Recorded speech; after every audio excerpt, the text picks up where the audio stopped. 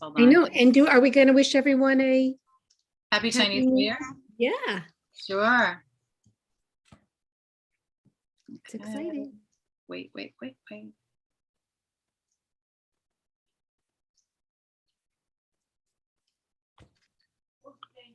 And I believe we're live. I think we're live too. I know. And are we going to wish everyone a Happy Chinese New Year?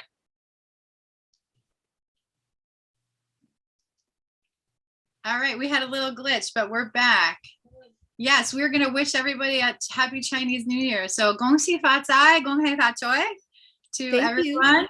Hu Nian Kuai Le, Happy Year of the Tiger. It's awesome. Yeah, it's exciting. Victoria's a tiger. Yeah, it is exciting. There's so much to talk about today. So welcome to What's the Takeaway? I'm Carrie and this is Denise. And we partnered many, many years ago as friends, as business partners, as moms. And now we're actually partnering in our journey as we help our parents in their later years. So we have so many different ways that our lives have crossed over.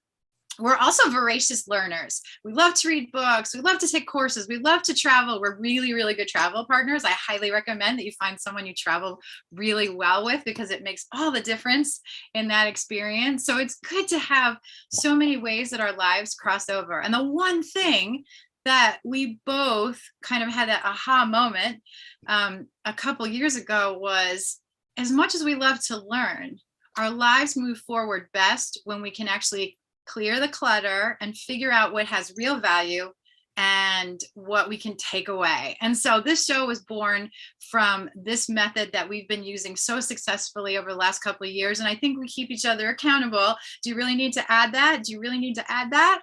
Or is it really that you're at a place in your life where you need to take something away? So that's what What's the Takeaway is all about. And today's show is about sleep. And Denise is actually an expert on sleep. She's done a ton of studies on sleep and she knows her research really, really well. And I think she also has slept herself. I would imagine that to be true. So she's going to set the scene for us about what sleep is all about and how we can uncover sleep secrets. Awesome. Thank you so much, Carrie. I'm excited to be here with you today. And sleep is one of the most important things we can do for ourselves, right? So I'm going to talk about the takeaways from sleep so that we're impacting our overall health in a really good way. So the takeaways are, number one, because we'll always give you 3 takeaways, so you can choose what you want to take out of, your current routine and your current habits to really optimize, in this case, sleep. So the takeaway number 1 is take away the EMF producing objects in your room. Takeaway number 2 is take away all the extra light. Number 3 is take away that monkey mind chatter that we all can tend to let's creep into our, sleep as we're shutting our eyes. So I want you to just sit back for a second. I want you to imagine that it's time for bed and the sun's gone down and the kids are in bed, if you have kids, right? And the breathing slows down and then your eyes get heavy and they start to shut, right? All your work is done for the day. You don't have any worries on your mind. And the phone calls and emails have stopped, right? So it's time for sleep. And you slide into your really fresh, beautiful linens. You have your favorite pair of PJs on. You put your head on your pillow and your breathing slows down, right? Your eyes grow heavy. They really close and you drift off into this really beautiful, peaceful sleep. And all through the night, it's uninterrupted. You have reached this beautiful state of tranquility and you really are peaceful the entire night. Okay, so now follow me. This kind of level of optimal sleep right now in our modern world is almost impossible to achieve. And whether you have crying infants or toddlers who don't want to go to bed, or you have a project that's due and it's not quite done, or you're trying to close your month, whatever it is, whatever's taking your mind and your thought away from sleep, right? That are demanding schedules, and we all have demanding schedules. I want you to remember that sleep is really more than just, passing time or relieving the bags from under your eyes. It's so much more. It is as important as food and water are to our bodies and to our health. And so when we sleep, what do our brains do? Our brains go through this great process, and it's necessary for growth. And it kind of weeds through what we learned during the day, memories we accrued during the day, and actually gets rid of extraneous things, details that we won't need. And so what that process allows is for you to wake up fresh. It also does the same thing for your body and physically. So physically, all the wear and tear you put on your body during the day, it really, really helps to, again, strengthen you. It takes away those pains, right? So if you're not waking up feeling really rested, right, and you're tossing all night, we want to say that there are things for you to do, and they're really easy, and things for you to remove from your current, habits for sleep that will really help, that are crucial elements actually for good health. Because sleep is one of those things that we don't really schedule as we schedule the rest of our life, but it's really, really crucial for health. You will see how much impact our lack of sleep or our good sleep has on our health, whether that's heart health or digestive health or mental health. It's really, really important. So what we want to do is we want to bust the busy. So I know we all say we're busy, but we want to bust the busy, and we want to get you to a place where you're sleeping beautifully all through the night. Well, I love that. This has become sort of our semi-theme of our show, which is bust the busy. We hate that word. Every time we hear that word, it kind of makes our back go up, right, Denise? It's like, I don't like that word. No busy. Productivity, maybe excitement, vivacious living.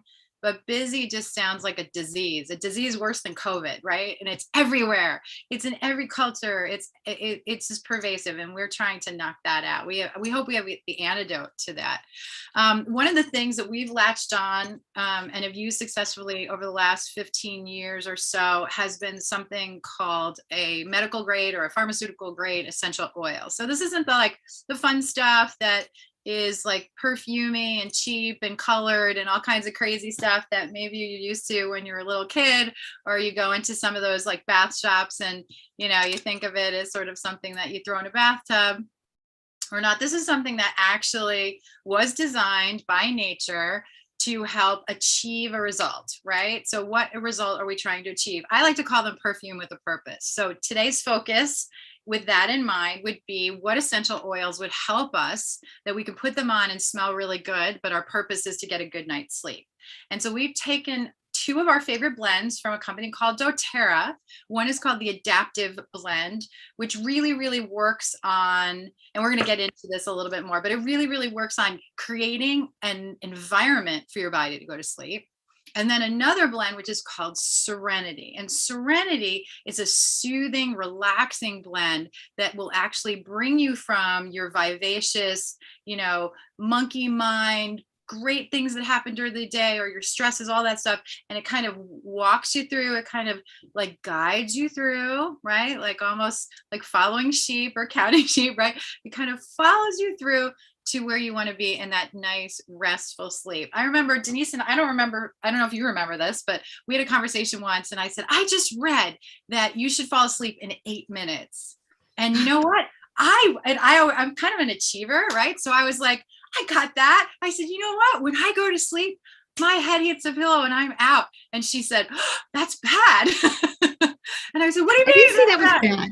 And she goes, yeah, no, that's bad. That's not good. You're supposed to have this phase where you transfer your waking hours into your sleeping hours. And so I've learned so much about good sleep and what it takes to have good sleep from Denise, but we're going to give you a link at the end of the show that tells you where you can connect with us and also how you can get a really special sleep package, because we're going to give away a discounted package for the people who have joined us today, because we know there's lots of things you could be doing and we love the fact that you're here today.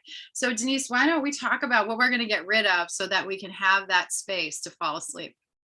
Awesome. Well, to your point, Carrie, about how long it should take you to get to sleep, it really, like 15 minutes is kind of a baseline. Like that's what it should take you to get to sleep. And insomnia is a really interesting problem. And we can stop insomnia just by not allowing it to happen, in terms of, if we can't fall asleep in 15 minutes in our bed, we need to move out of the bed. So really? Yeah, because what happens Why? is, because in the future, you're going to look at that bed and you're going to go, oh, I don't really, you're going to be fearful because you can't get to sleep. So when I look at my bed, I'm like, oh, yay, right? I'm so happy to be here. And I crawl into the covers and I'm excited. But if I can't fall asleep, and I won't give it more than 20 minutes, I get up and I read. So I just want to tell people that don't reinforce that habit. So I have a real question for you, because I would think that if I'm sitting in bed, my actually getting up would wake myself up more. So you may think so, but you laying in bed, minute after minute and watching the clock is really detrimental for sleep. Oh. It does not help you. It actually winds you up. And you know what? It makes me feel like a failure. Like, I swear to God, like, I'm sorry, but that's a little harsh. Like, if I can't sleep, I know the true me comes out. But seriously, when I can't sleep, I'm thinking, oh my gosh, you should be able to fall asleep. Why can't you sleep? You're a loser. You can't. No, you're not. So if you're putting on your oils and you've taken everything and nothing's working because maybe something's on your mind or whatever it is, you should get up. You should do something. You can wash the dishes. You can read a book. Just don't do it. Honestly, it's much better. So then your body will naturally which is what we're going to talk about, right? Do not turn on anything electrical. Oh, so like this, I should stop doing what I'm doing. Yes. Do not scroll. The scrolling is killing our sleep. So I want to read something, because our first takeaway is taking away the electronics out of your room. And the electronics are what's emitting the EMFs, correct? Yep. But it's more than that. It's digital clocks, it's televisions, it's people who people set up their offices in their bedroom. This is a disaster for sleep. Oh, I do. I love to sit in bed and like get on my computer and get a few emails written. No, because then your bed is your workplace. It's not your sleep place. It makes sense, right? So I want to read something from the National Institute of Environmental Health Sciences, because this is going to kind of blow your mind. So what are we trying to avoid with these little electronics? We're trying to get out the EMFs. We're trying to separate ourselves. Now, all day long, we are surrounded by electric magnetic fields. We are, and Wi-Fi and all of that. But when you're in your bedroom should be a sanctuary. So electric and magnetic fields are invisible areas of energy, often referred to as radiation.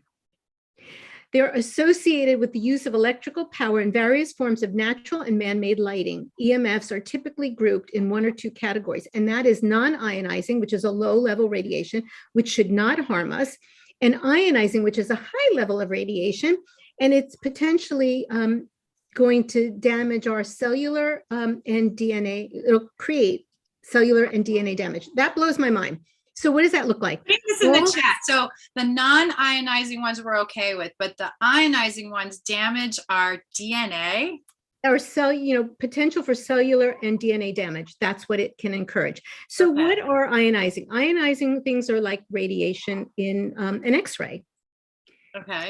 So when you go and you're getting an X-ray, what do they put on you? They put on that heavy leaded weighted blanket. Almost like an apron.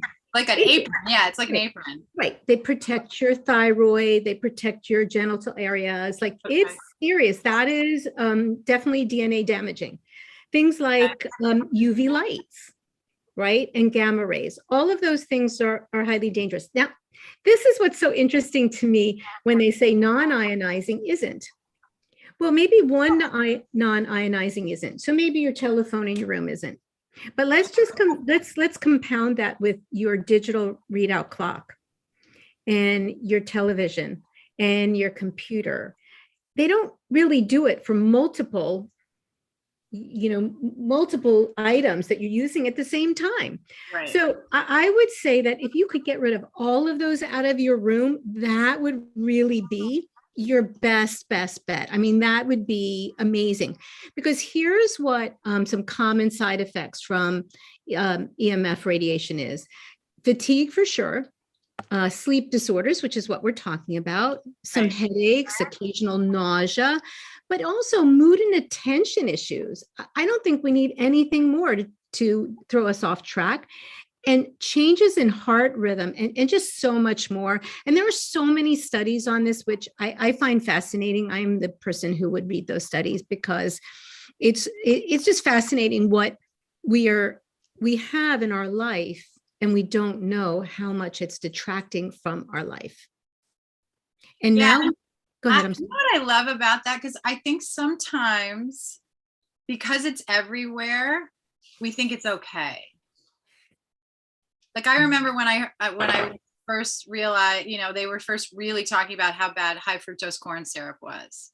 And then everybody started looking at boxes and looking at cans and looking at packages. And you saw, well, it was everywhere. And I had this false sense that if it was everywhere, then somehow there was some institutional body that was making sure that we were all safe. And that's really, we have to be educated consumers, right? We can't just say if it's everywhere, it's okay. No, I mean, and it has to make sense. If you have your phone, right? Think of where boys put their phone. They put them in their back pocket, they put them in their front pocket. It's really close, right? And it does do damage over time. To the family jewels. We don't want that. Correct. Exactly right. And think about how many times we put it up against our brains. And there are so many scans of what our brains look like on a phone and off a phone. So yeah, I'm a big fan. Well, I also don't like to do this anymore because it really hurts my neck. Yeah. So maybe my body was protecting me, but I'm a big fan of speakerphone. Is this okay? Or you even like, you'd rather do the headphones? Like, what do you think is the safest? Speakerphone is fine. Okay. You know, it's not Bluetooth. Oh, okay. So all of our kids are sticking the Bluetooth and they're listening to music as they're talking to you, right? Because why would we do one thing? We would not. We would always multitask. So that's a problem. It really is. And I feel like it's a little like when we're cleaning with toxic cleaners. Those cleaners are only rated when you use one cleaner, right? Who cleans with one cleaner? No one, right? Well, we do. I know we didn't say this is one of the takeaways, but it sounds to me like what you clean your bedroom with may be interfering with your sleep as well. So taking away some of those chemicals or taking stock of what you're cleaning with in your bedroom, especially if you don't have good air circulation. Absolutely. So many takeaways for sleep. Maybe we're going to have to do a second show. We probably will, because the second one is get rid of the extra light. Now, I know I have these rays of light coming. I was going to say, you look like you have heaven shining down on you right now today. I love it. Do something about that for the next show. But very angelic person. Yes. Yes, that's me. You nailed it. But here's the thing, even a crack from the bathroom down the hall, get rid of those electronic digital clocks. They're the worst light for you. And they are pervasive. They wake you up. You don't even know why. It's the light, right? You hit it the same way. And you don't want to see the numbers. Get one of those really great old clocks. The old alarm clocks, and put it next to your bed. They have that fluorescent thing that you can see what time it is. You don't need the big lights. And people put that right by their heads. Yeah, we put a lot of stuff by our heads. Yeah. Yeah, too much. By our heads. Way too much. And so if you're thinking about getting rid of all the light, what does that do? That really allows for you to just close down completely, which is beautiful. It's so important. I also wanted to talk about the amount of time we sleep. we have to have consistent bedtimes. We have to have a wake up and go to sleep, even on the weekends. You know how we think, oh, we can stay up really late and then sleep in on Sunday? Not really, because this schedule that we keep is so vital to our circadian rhythm, right? And that's like before the days of what? Before light bulbs, right? What did we do? The farmers came in, we all came in, it was dark, we put our candles on, maybe we read a little, maybe we wrote a note to someone, and then we were asleep within, an hour or two. Right? And we woke up with the sun. It's really important when you get up to look outside and see the light. Don't be in a cocoon.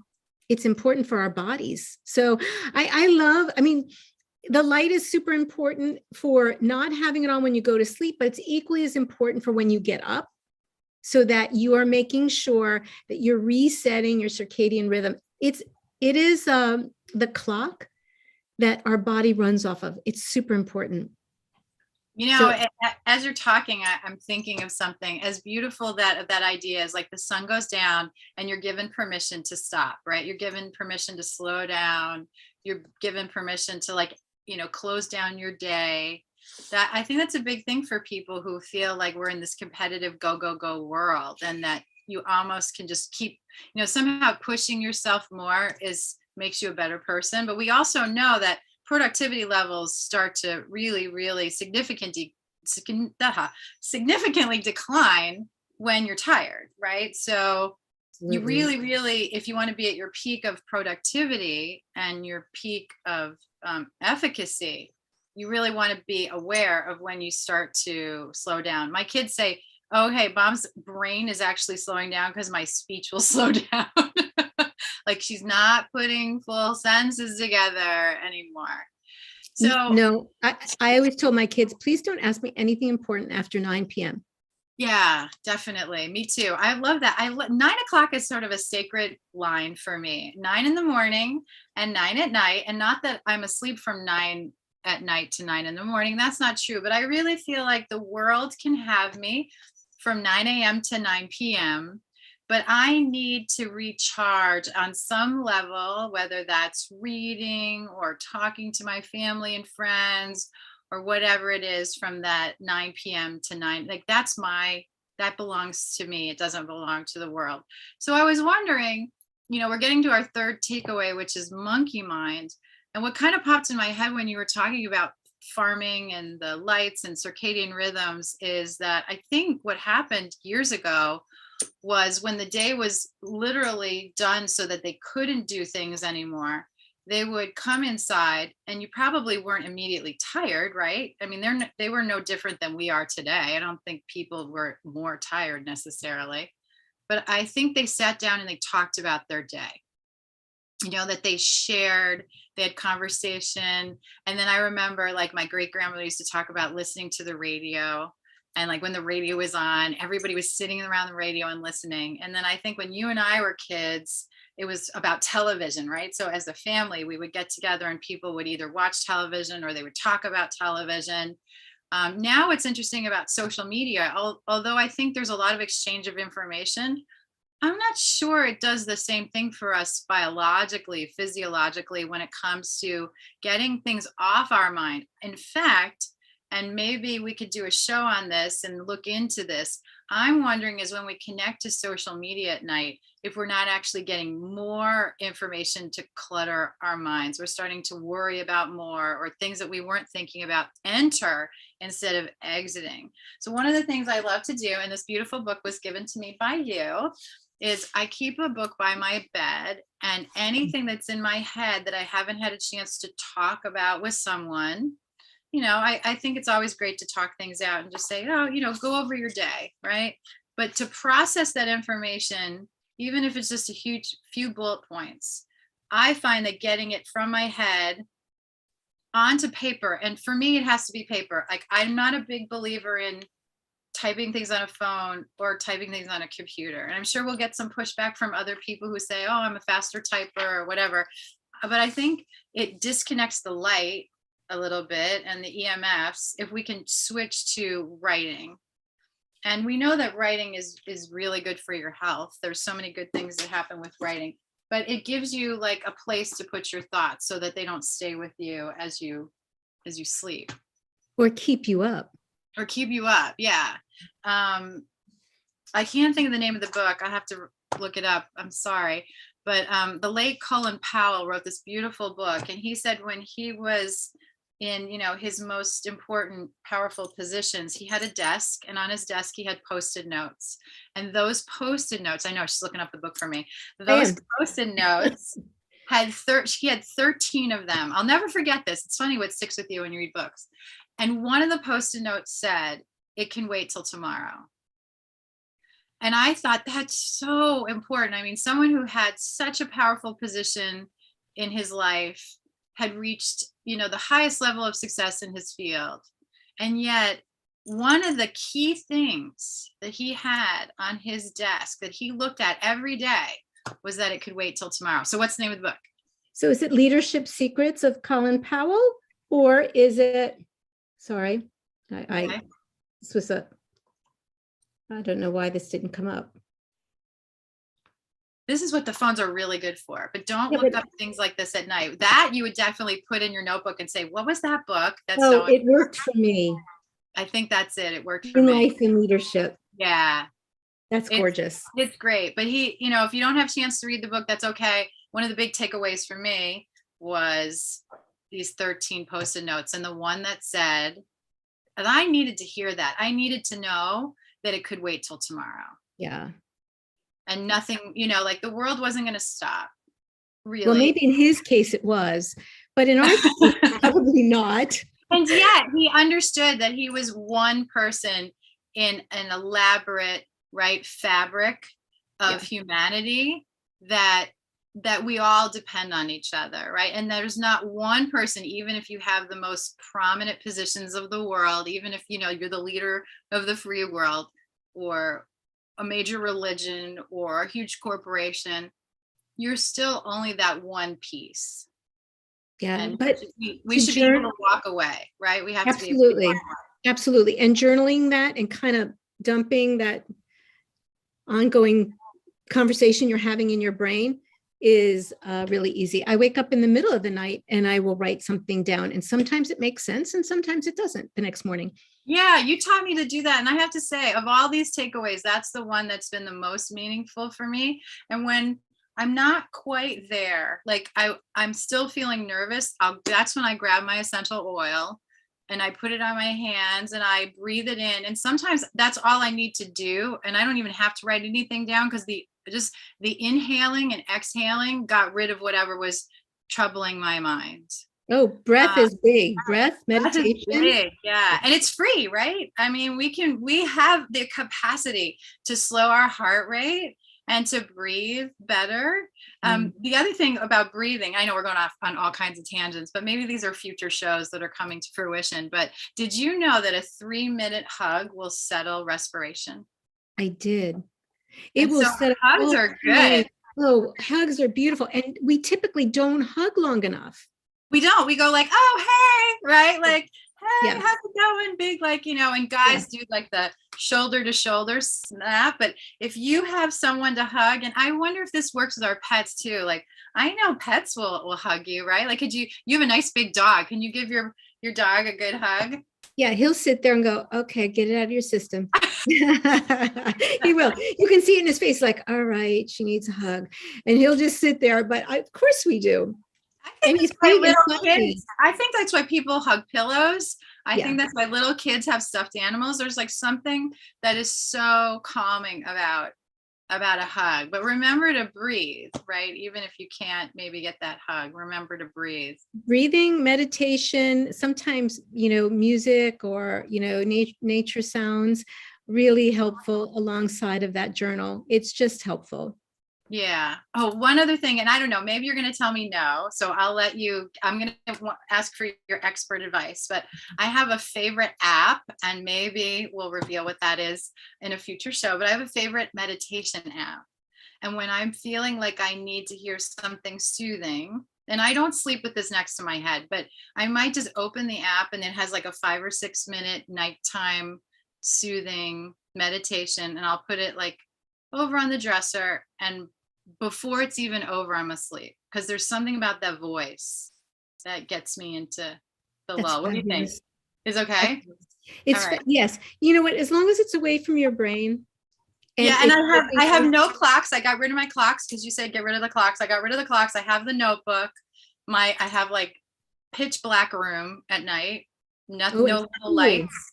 Hmm? and cool. Oh Your yeah, body, your body room is, temperature goes yeah. down. Your body temperature goes down naturally at night, so you don't want a lot of heat. You want it to be cool. Well, and I'll share with you because you know me, but I love silk. It's like I love fabric, but I'm a big fabric person. But I find that cotton and silk and linen, like those natural fabrics, get rid of the synthetic fabrics that don't breathe. They're naturally cool, Yeah. and it'll just make it a little bit easier. Gosh, we gave them a lot more to pick from than we usually do. So let's go. Can you go over the takeaways one more time for So, everybody as we close this takeaway up? number one is really truly remove anything that produces an EMF out of your room, right? Anything that you're going to plug into or click a clicker, get it out.